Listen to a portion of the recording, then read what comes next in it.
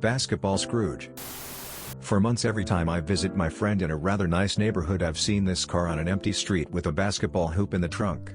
I mean the hoop is mounted in the trunk lid removed, and is standing vertically at regulation height. Yesterday, I finally asked him the story. A local dad had put up a basketball hoop on the street. It's an undeveloped dead-end street, his kids could shoot some hoops, safely, since there was zero traffic on this road.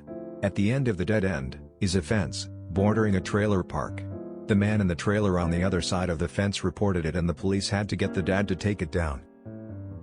Annoyed that this guy was preventing his kids from playing basketball, the dad bought a car for a few $100s and had the shop down the road wheeled the basketball hoop into the trunk.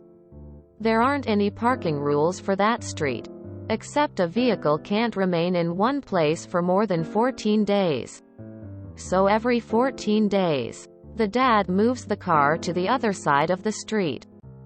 Many folks in the neighborhood now come to shoot hoops nightly. The police have left a handful of towing notices on the car, but have since stopped responding to complaints about its presence. So it seems the basketball car is here to stay. Photos of the hoop. http imager.com/gallery/h104vna.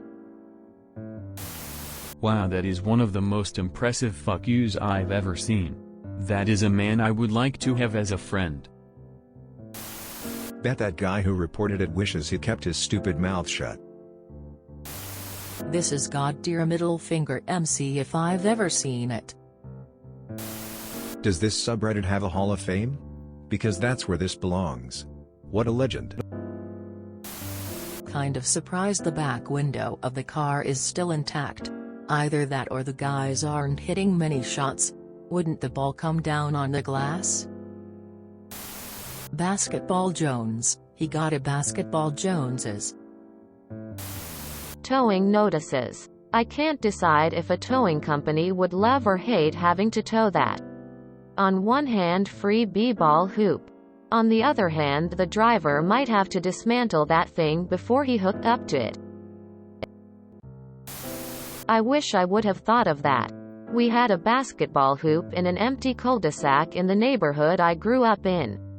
Someone kept calling the cops, so we had to move the hoop into a driveway. It just wasn't the same. That's freaking awesome. Years ago we lived up the hill from an elementary school. The basketball court was outside and in full view of our bedroom windows. The sound would echo off the walls of the school and bounce up the hill. Not a problem most of the time. Unfortunately, the court was lit up at night and during the summer kids would come and play quite late into the night. Some nights there were games at 3 a.m. Mostly low-key voices though. Not any fighting that I remember. Good to know they were getting exercise and not getting into trouble at least. We would put a big fan in the window and turn it on to drown out the noise.